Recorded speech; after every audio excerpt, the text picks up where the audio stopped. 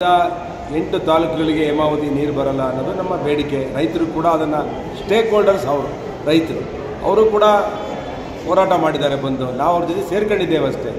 ರೈತರು ನಮಗೆ ಅನ್ಯಾಯ ಆಗ್ತಿದೆ ಅಂದಾಗ ಜನಪ್ರತಿನಿಧಿಗಳಾಗಿ ನಾವು ಅವ್ರ ಜೊತೆ ನಿಂತು ಹೋರಾಟ ಮಾಡಿದ್ದೇವೆ. ಇವತ್ತು ಕೂಡ ಸ್ಪಷ್ಟವಾಗಿ ಹೇಳಿದ್ದೇವೆ, ನಾವು ಮುಖ್ಯಮಂತ್ರಿಗಳ ಜೊತೆ ಸಭೆ ಆಗಬೇಕು ಅಂತೇಳಿ ಡಿಮ್ಯಾಂಡ್ ಮಾಡಿದ್ದೆವು. ಯಾಕಂದರೆ ಕಾವೇರಿ ನೀರಾವರಿ ನಿಗಮದ ಅಧ್ಯಕ್ಷರು ಮುಖ್ಯಮಂತ್ರಿಗಳು. ನಾವು ಅವೈಜ್ಞಾನಿಕ ಅಂತೇಳಿ 1.5 ವರ್ಷದಿಂದ ಸತತವಾಗಿ ಪಾದಯಾತ್ರೆ ಮಾಡಿ DC ಆಫೀಸ್ ಮುಂದೆ ಹೋರಾಟ ಮಾಡಿ ಮನವಿಯನ್ನು ಕೊಟ್ಟಿದ್ದೇವೆ. ಅದಾದಮೇಲೆ ಉಗ್ರ ಹೋರಾಟನೂ ಕೂಡ ಆಗಿದೆ. ಇಷ್ಟೆಲ್ಲ ಆದರೂ ಕೂಡ ಇವತ್ತು DK ಶಿವಕುಮಾರ್ ಅವರು ಜಲಸಂಪನ್ಮೂಲ ಸಚಿವರು, ಅವರು ಇಡೀ ರಾಜ್ಯದ ಜಲಸಂಪನ್ಮೂಲ ಸಚಿವರು, ರಾಜ್ಯದ ಮಂತ್ರಿಗಳು, ಉಪಮುಖ್ಯಮಂತ್ರಿಗಳು, ನಾವು ಅವರಿಗೆ ವಿನಂತಿ ಮಾಡ್ತೇವೆ. ಇವತ್ತು ಇದು ರೈತರು ಇದಕ್ಕೆ ವಿರೋಧ ಇದೆ, ಅವೈಜ್ಞಾನಿಕವಾಗಿದೆ. ಏನು ಇವತ್ತು ಮೀಟಿಂಗ್ ಕರೆದಿದ್ದೀರಾ, ನಾವು ಡಿಮ್ಯಾಂಡ್ ಮಾಡಿರೋದು ಇದು ಅವೈಜ್ಞಾನಿಕವಾಗಿದೆ ಅಂತ ಹೇಳಿ ಯಾಕೆ ಹೇಳ್ತಾ ಇದ್ದೀವಿ ಅಂದರೆ 2019ರಲ್ಲಿ ಇದೇ ಅಧಿಕಾರಿಗಳು ಯೋಜನೆ ಮಾಡಿದರು. ಯಡಿಯೂರಪ್ಪನವ್ರ ಸರ್ಕಾರ ಬಂದ ಮೇಲೆ ಇದು ಅವೈಜ್ಞಾನಿಕ ಹೇಳಿ ರದ್ದು ಮಾಡಿದ್ರು. ರದ್ದಾದಮೇಲೆ ತಿರ್ಗಾ ಇದು ವೈಜ್ಞಾನಿಕವಾಗಿದೆ ಅಂತೇಳಿ ಅದೇ ಅಧಿಕಾರಿಗಳು ಇವತ್ತು ಕೊಡ್ತಾರೆ. ಒಂದ್ಸರಿ ಅವೈಜ್ಞಾನಿಕ ಅಂತಾರೆ, ಒಂದ್ಸರಿ ವೈಜ್ಞಾನಿಕ ಅಂತಾರೆ. ಇವೆರಡೂ ಗೊಂದಲಗಳು ಬೇಡ ನಮಗೆ. ಕರ್ನಾಟಕ ರಾಜ್ಯದ ಅಧಿಕಾರಿಗಳಿಗಿಂತ Indian Institute of Management IIM ಅಲ್ಲಿ ಇದನ್ನು ಒಂದು ಥರ್ಡ್ ಪಾರ್ಟಿಯಾಗಿ ಅದನ್ನು ಕೊಟ್ಟು ವರದಿ ತಗೋಬೇಕು. ಹೈಡ್ರಾಲಿಕ್ ಸಿಸ್ಟಮ್ಸ್ ಏನಿದೆ ಮತ್ತು ವೆಲಾಸಿಟಿ, ಇಲ್ಲಿ ನೀರು 400 ಕ್ಯೂಸೆಕ್ಸ್ ಹೋದರೆ ಮುಂದೆ ನೀರು ಹೋಗುತ್ತಾ ಇಲ್ವಾ ಅನ್ನೋದು ಕೂಡ ತನಿಖೆ ಆಗಬೇಕದು. ಸರ್, ಈಗ ಹೇಳಿ ಸರ್. ಅದರಿಂದ ನಾವು ಇವತ್ತು ಡಿಮ್ಯಾಂಡ್ ಮಾಡ್ತೀವಿ. ನಾವು ಸರ್ಕಾರ ಏನು ಯಥಾಸ್ಥಿತಿಗೆ ನಾವು ಮಾಡ್ತೀವಿ ಅಂತ ಹೇಳಿದ್ರೆ ಅದಕ್ಕೆ ನಮ್ಮದು ಸಂಪೂರ್ಣ ವಿರೋಧ ಇದೆ. ನಂದು, ಜ್ಯೋತಿ ಗಣೇಶು ಮತ್ತು ಕೃಷ್ಣಪ್ಪನವ್ರದ್ದು, ನಾವು ಮೂವರು ಕೂಡ ಹೇಳೋರಿದ್ದೇವೆ. ಅದರಿಂದ ನಾವು ಇವತ್ತು ಸರ್ಕಾರಕ್ಕೆ ಹೇಳೋದು, ಇದನ್ನು ಇಂಡಿಯನ್ ಇನ್ಸ್ಟಿಟ್ಯೂಟ್ ಆಫ್ ಸೈನ್ಸ್ ಅಥವಾ IIT ಇಂದ ಇದನ್ನು ತನಿಖೆ ಮಾಡಿಸಿ ಆಗುವುಗಳನ್ನು, ಸಾಧಕ ಭಾಗಗಳನ್ನು ಅವ್ರು ಕೊಟ್ಟಂಥ ವರದಿ ಮೇಲೆ ಈ ನಿರ್ಧಾರ ತಗೋಬೇಕು ಅಂತೇಳಿ ನಾವು ಡಿಮ್ಯಾಂಡ್ ಮಾಡ್ತೇವೆ. ಈಗ ಪ್ರಮುಖವಾಗಿ ಏನು ನಿರ್ಧಾರಕ್ಕೆ ನಿಮ್ಮ ವಿರೋಧ ಇರುವಂಥ ಸರ್? ಯಾಕಂದ್ರೆ ಬಾಲಕೃಷ್ಣ ಅವ್ರು ಕೇಳ್ತಾ ಇದ್ದಾರೆ, ಮತ್ತೆ ಕುಣಗಲ್ ರಂಗನಾಥ್ ಅವ್ರು ಕೇಳ್ತಾ ಇದ್ದಾರೆ. ನೋಡಿ, ಏನಿದು ಮೂಲ ಯೋಜನೆ ಇದೆ, ವ್ಯಾಸವನ್ನು ವಿನ್ಯಾಸ ಮಾಡಿದ್ದಾರೆ. ಮೂಲ ಯೋಜನೆಗಳನ್ನು ಯಾವತ್ತೂ ಹಾಳು ಮಾಡಬಾರ್ದು. ಅದು 40 ವರ್ಷದ ಹಿಂದೆ ಆಗಿರುವಂಥ ಮೂಲ ಯೋಜನೆ ಈಗೇ ನೀರು ಹೋಗಬೇಕು. ಇಷ್ಟು ಡಿಸ್ಟ್ರಿಬ್ಯೂಟರ್ಗಳಿವೆ, ಸುಮಾರು 28 ಡಿಸ್ಟ್ರಿಬ್ಯೂಟರ್ಗಳಿದೆ. ಆ ನೀರು ಹೋಗ್ತಾ ಎಲ್ಲ ಡಿಸ್ಟ್ರಿಬ್ಯೂಟರ್ಗಳು ಆದ ಮುಂದಕ್ಕೆ ಹೋಗಬೇಕು. ಇಲ್ಲಿ ಆ ಫೋರ್ಸ್ನ ಕಮ್ಮಿ ಮಾಡಿ ಶಾರ್ಟ್ಕಟ್ ಮಾಡಿದಾಗ ಮುಂದಕ್ಕೆ ನೀರು ಹೋಗಲ್ಲ. ಅದು ನಮ್ಮ ಇರುವಂಥ ಡಿಮ್ಯಾಂಡು. ಅದರಿಂದ ಇದನ್ನು ನಿಲ್ಲಿಸಿ ಅಂತೇಳಿ ನಾವು ಒತ್ತಾಯ. ಕುಣಗಲ್ ರಂಗನಾಥ್ ಅವರು ಯಾವುದೇ ಕಾರಣಕ್ಕೂ ಈ ಹೋರಾಟ ಸಂಬಂಧಪಟ್ಟ ನಿಮ್ಮ ವಿರುದ್ಧ ಟೀಕೆ ವ್ಯಕ್ತಪಡಿಸಿರುವಂಥದ್ದು. ಅವರು ಅವ್ರ ಹಕ್ಕನ್ನು ಕೇಳ್ತಾರೆ. ಅವ್ರಿಗೆ ನೀರು ಬಂದಿಲ್ಲ ಅನ್ನೋದು ಡೇಟಾ ತಗೊಂಡಿದ್ದಾರೆ. ಅದ್ರ ಮೇಲೆ ಅವ್ರು ಹೇಳ್ತಾರೆ ಅವ್ರ ಹೋರಾಟ, ಅವರು ನೀರು ಕೊಡಬೇಕು ಅಂತ. ಅದಕ್ಕೆ ಸರ್ಕಾರ ನಿರ್ಧಾರ ಮಾಡಲಿ. ಮೊದಲು ಕುಣಗಲ್ಗೆ ನೀರು ಕೊಟ್ಟು ಮೂಲ ಯೋಜನೆ ಮುಖಾಂತರ, ನಾಲೆ ಮುಖಾಂತರ ನೀರನ್ನು ಕುಣಗಲ್ಗೆ ಹರಿಸಿ, ಅದಾದಮೇಲೆ ಮುಂದೆ ನಮಗೆ ಕೊಡುವಂಥ ಯೋಜನೆ ಮಾಡಲಿ. ಅವ್ರಿಗೆ ನೀರು ಬಂದಿಲ್ಲ ಅಂದರೆ ನೀರು ಕೊಡೋದು ಸರ್ಕಾರದ ಕರ್ತವ್ಯ. ಅದಕ್ಕೆ ಶಾರ್ಟ್ ಕಟ್ಟಲ್ಲಿ ಕೊಡೋದಲ್ಲ. ಮೂಲ ಯೋಜನೆ ಒಳಗಡೆ ಆನ್ ಆ್ಯಂಡ್ ಆಫ್ ಸಿಸ್ಟಮ್ ಇದೆ. ಅವರು ನೀರು ಹೋಗಬೇಕಾದ್ರೆ ಎಲ್ಲ ವೆಂಟ್ಗಳನ್ನು ಮುಚ್ಚಬೇಕು. ಮೊದಲು ಟೈಲ್ ಎಂಡ್ಗೆ ನೀರನ್ನು ಏನು ಅವ್ರದ್ದು ಅಲೋಕೇಶನ್ ಆಗಿದೆ 3 TMC ಬಿಟ್ಟು 1 ತಿಂಗಳು 2 ತಿಂಗಳು ಆಮೇಲೆ ನಮಗೆ ಕೊಡಲಿ. ನಮ್ಮದೇನು ತಕರಾರಿಲ್ವಲ್ಲ. ಅದಕ್ಕೆ ಒಂದು ವೇಳೆ ಅಂದರೂ ಕೂಡ ನಿಮ್ಮ ನಿರ್ಧಾರದ ವಿರುದ್ಧ ಏನಾದ್ರು ಸರ್ಕಾರ ತೀರ್ಮಾನ ಕೈಗೊಂಡ್ರೆ ಮುಂದಿನ ಹೋರಾಟ ಏನಿರುತ್ತೆ? ಮುಂದಿನ ಹೋರಾಟ ಟ್ರೈಲರ್ ತೋರಿಸಿದ್ದೀವಿ ನಾವು.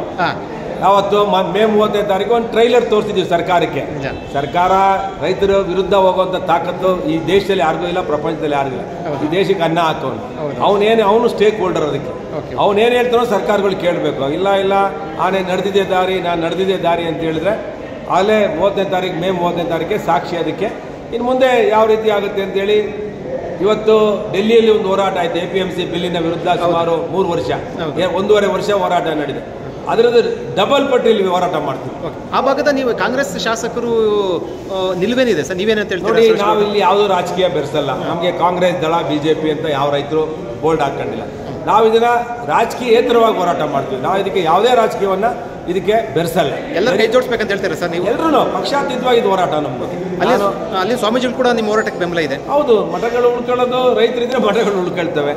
ರೈತ ಇದ್ರೆ ರಾಜಕಾರಣ ಇರುತ್ತೆ, ರೈತ ಇದ್ರೆ ಜೀವನ ಇರುತ್ತೆ, ರೈತ ಇದ್ರೆ ಊಟ ಇರುತ್ತೆ, ಅನ್ನದಾತ. ಮುಂದೆ ಹೋರಾಟ ಊಹೆ ಮಾಡಿಕೊಂಡ ರೀತಿಯಲ್ಲಿ ಕೂಡ ಇರುತ್ತೆ ಅಂತ ಹೇಳ್ತೀವಿ. ರೈತರ ಹೋರಾಟ 100ಕ್ಕೆ 100 ಇರುತ್ತೆ ಇದು. ಓಕೆ ಸರ್, ಈಗ ಮಾಗಡಿ ಬಾಲಕೃಷ್ಣ ಒಂದು ಹೇಳಿಕೆ ಕೊಟ್ಟು, ನೀವು ಹೇಳಿಕೊಂಡು ಬೆಂಗಳೂರು ಕೂಡ ತುಮಕೂರಿಂದ ತರಕಾರಿ ಬರುತ್ತೆ, ಹೆಂಗೆ ಬರುತ್ತೆ ಅಂತ ಹೇಳಿಕೆ ಕೊಟ್ಟರು. ಅವರು ರಾಜಕೀಯವಾಗಿ ಮಾತಾಡಿದ್ದಾರೆ, ನಂದೇನು ಅದಕ್ಕೆ ಅಭ್ಯಂತರ ಇಲ್ಲ. ಓಕೆ, ಬಾಲಕೃಷ್ಣ ಅವರು ಅವರ ಅಭಿಪ್ರಾಯಗಳನ್ನು ಹೇಳ್ತಾರೆ. ಪ್ರಜಾಪ್ರಭುತ್ವದಲ್ಲಿ ಎಲ್ಲರೂ ಅಭಿಪ್ರಾಯ ಹೇಳ್ತಾರೆ. ನನ್ನ ಅಭಿಪ್ರಾಯ ನಾನು ಹೇಳಿದ್ದೇನೆ. ನಾವು ರಾಜಕೀಯವಾಗಿ ಹೋರಾಟ ಮಾಡ್ತೇವೆ. ಇದು ಅವೈಜ್ಞಾನಿಕವಾಗಿದೆ. ವೈಜ್ಞಾನಿಕವಾಗಿ ತೊಗೊಂಡೋಗಿ ನಾಲೆ ಮುಖಾಂತರ ತೊಗೊಂಡೋಗಿ ಕಳ್ದಾರಿಯಲ್ಲಿ ತೊಗೊಂಡೋಗ್ಬೇಡಿ, ಅಡ್ಡದಾರಿಯಲ್ಲಿ ತೊಗೊಂಡೋಗ್ಬೇಡಿ ಅಂತೇಳಿ ನನ್ನ ಅಭಿಪ್ರಾಯ. ನಾವೆಲ್ಲರಿಗೂ ಮೆಚ್ಚುವಂಥ ಹೇಳಿಕೆಗಳನ್ನು ಕೊಡಬೇಕೇ ಹೊರತು ಪ್ರಜಾಪ್ರಭುತ್ವದಲ್ಲಿ ನನಗೇನು ಇಷ್ಟ ಆಗುತ್ತೆ ಅದು ಹೇಳಿಕೆ ಕೊಡೋದು ಮೂರ್ಖತನ. ನಾನು ರಂಗನಾಥ್ ಅವ್ರಿಗೂ ಹೇಳೋದಿಷ್ಟೇ, ಬಾಲಕೃಷ್ಣ ಎಲ್ರಿಗೂ ನೀರು ಬೇಕು. ನಾವೆಲ್ಲ ಇಂಡಿಯಾ ದೇಶದಲ್ಲಿದ್ದೀವಿ, ಕರ್ನಾಟಕದಲ್ಲಿದ್ದೀವಿ. ಯಾರು ಪಾಕಿಸ್ತಾನದಿಂದ ನೀರು ಕೊಡಿ ಅಂತ ಕೇಳ್ತಿಲ್ಲ. ರಂಗನಾಥವ್ರು ಕೇಳೋದ್ರಲ್ಲೂ ಅರ್ಥ ಇದೆ, ಬಾಲಕೃಷ್ಣ ಕೇಳೋದು ಅರ್ಥ ಇದೆ. ಅವರಿಬ್ಬರು ಅವರ ತಾಲೂಕಿನ ಕಷ್ಟಗಳನ್ನು ಅರ್ಥ ಮಾಡಿ ಬೇರೆ ಬೇರೆ ಯೋಜನೆಗಳು ಸರ್ಕಾರ ಮಾಡಿಕೊಡ್ಬೇಕು ಅನ್ನೋದು ನಮ್ದು ಆಗ. ಈಗ ಅವ್ರು ಕೇಳೋದು ನೀರು ತಪ್ಪಿಲ್ಲ ಅನ್ನೋದಾದ್ರೆ ಸೊ ನೀವು ಒಪ್ಕೊಳ್ಬೋದಲ್ಲ ಅನ್ನೋ ಒಂದು ಪ್ರಶ್ನೆ ಉದ್ಭವ ಆಗಿದೆ. ಒಂದೇ ಪ್ರಶ್ನೆ ರೀ, ನೋಡ್ರಿ ಮಾಗಡಿಗೆ ನೀರು ಬರಬೇಕು. ಹೌದು. ಅಲ್ಲಿ ಚನ್ನಪಟ್ಟಣಕ್ಕೆ ಯಾವ ಥರ ಯೋಜನೆ ಮಾಡಿದ್ದಾರೆ ಕಾವೇರಿ ಬೇಸಿನಿಂದ. ಇವತ್ತು ಮೂಲ ಯೋಜನೆ ಇವತ್ತು ಹೋಗ್ತಾ ಇದೆ. ಯಾವ್ದು ಎತ್ತಿನೊಳೆ ಹತ್ತತ್ರ ಕುಣಗಲ್ ಬಾರ್ಡರ್ಗೆ ಹೋಗ್ತಿದೆ. ಕುಣಗಲ್ಗೆ ಹೋಗ್ತಿದೆ ಎತ್ತಿನೊಳೆ ಹತ್ತತ್ರ ಮಾಗಡಿ ಮೇಲೆ, ನೆಲಮಂಗಲ ಮಾಗಡಿ ಮೇಲೆ ಹೋಗ್ತಾ ಇದೆ. ಅಲ್ಲಿಂದ ತಗೊಳ್ಳಿ ಕುಣಿಗಲ್ನಲ್ಲಿ ನೀರು. ಮಿನಿಸ್ಟರ್ ಆಗಿದ್ದಾರೆ, ಡೆಪ್ಟಿ CM ಆಗಿದ್ದಾರೆ, ಮುಂದೆ ಮುಖ್ಯಮಂತ್ರಿ ಆಗೋರು. ರಂಗನಾಥ್ ಯಾಕೆ ಹೋರಾಟ ಮಾಡ್ಬೇಕು ಸರ್ಕಾರದಲ್ಲಿ? ಯಾರ ವಿರುದ್ಧ ಅವ್ರು ಮಾಡ್ತಾವ್ರೆ? ತುಮಕೂರು ಜಿಲ್ಲೆ ರೈತರ ವಿರುದ್ಧ ಮಾಡ್ತಾವ್ರ, ಇಲ್ಲ ರಾಜಕೀಯ ಬೆರೆಸ್ತಾವ್ರ? ಇದರಲ್ಲಿ ಇದನ್ನು ರಂಗನಾಥ್ ಅವ್ರು ಹೇಳಬೇಕು. ಒಂದು ರೂಲಿಂಗ್ ಪಾರ್ಟಿಲಿ ಇದ್ಕೊಂಡು ಅದಕ್ಕೆ ಹಣ ಇಟ್ಕೊಂಡು ಪವರ್ಫುಲ್ ಮಿನಿಸ್ಟರ್ ಇಟ್ಕೊಂಡು ಸದ್ಯ ಸಂಬಂಧ ಇಟ್ಕೊಂಡು ತನ್ನ ಸ್ವಂತ ಹೆಂಡತಿ ಸಂಬಂಧ ಇಟ್ಕೊಂಡು ಯಾಕೆ ಹೋರಾಟ ಮಾಡಬೇಕು? ಇದು ನಾಟಕ ಅಷ್ಟೇ. ಈ ರಾಜಕೀಯದ ನಾಟಕ. ನೆಕ್ಸ್ಟ್ ಗೆಲ್ಬೇಕು 3ನೇ ಬಾರಿ ಅಂದರೆ ಕಷ್ಟ ಅಲ್ಲಿ ಕುಣದಲ್ಲಿ ಗಂಡು ಮೆಟ್ಟಿದ ಮಣ್ಣು. ಇದೊಂದು ಸ್ಟಂಟ್ ಹೊಡಿತಾವ್ರು, ರಾಜಕೀಯ ಸ್ಟಂಟ್. ಇದೆಲ್ಲ ಸ್ಟಂಟ್ ಬಿಟ್ಟು ಕೂತ್ಕೊಂಡು ಮಾತಾಡಿ ಎತ್ತಿನೊಳೆ ಮುಖಾಂತರನೋ ಇಲ್ಲ ಕಾವೇರಿ ಬೇಸಿನಿಂದನೋ ಇಲ್ಲ ಮಾರ್ಕೋನಹಳ್ಳಿ ಜಲಾಶಯ ಇದೆ ಅಲ್ಲಿಂದನೋ ಕುಣಗಲ್ ಕೆರೆಗಳು ತುಂಬಿಸೋ ಕೆಲಸ ಮಾಡಲಿಲ್ಲ. ನಿಮ್ಮ ನೀರಿಗೆ ಯಾಕೆ ಕೈ ಹಾಕ್ತಾರೆ ಅಂತ ಕೇಳ್ತೀರಾ? ನಮ್ಮ ಬಡವ್ರು ರೀ, ನಮಗೆ ನಾವು ಯಾರಿದ್ದಾರೆ ನಮ್ಮಲ್ಲಿ? ಪಾಪ ಪರಮೇಶ್ವರರು ಸಜ್ಜನ ರಾಜಕಾರಣಿ, ಅವರು ಸಾಫ್ಟ್ ರಾಜಕಾರಣಿ. ಅವರು ಇವ್ರ ಥರ ಜೋರು ಮಾಡಲ್ಲ, ನಮ್ಮ DK ಶಿವಕುಮಾರ್ ಅವ್ರ ಥರ. ಇನ್ನು ರಾಜಣ್ಣವ್ರು ಅವರು ಕೂಡ ಸ್ವಲ್ಪ ಜೋರಿದ್ದಾರೆ, ಅವರು ಮುಖ್ಯಮಂತ್ರಿಗಳ ಜೊತೆ ಇದ್ದಾರೆ. ಇವರೆಲ್ಲರೂ ಇರೋದ್ರಿಂದ ನಮ್ಮ ಜಿಲ್ಲೆಗೆ ಇವರೆಲ್ಲರೂ ಸೇರಿ ಒಗ್ಗಟ್ಟಾಗಿ ನಾವು ಇದನ್ನು ಸ್ಟಾಪ್ ಮಾಡಬೇಕು ಅಂತ. ಈಗ ತುಮಕೂರು ಜಿಲ್ಲೆಯಲ್ಲಿ ನೀವು ಗಟ್ಟಿಯಾಗಿ ಹೋರಾಟ ಮಾಡ್ತಾ ಇದ್ದೀರಾ. ಇದೇ ಗಟ್ಟಿಯಾಗಿ ನೀರಾವರಿ ವಿಚಾರ ಸಂಬಂಧಪಟ್ಟಂಗೆ ಎಲ್ಲರೂ ಒಂದಾಗಬೇಕು.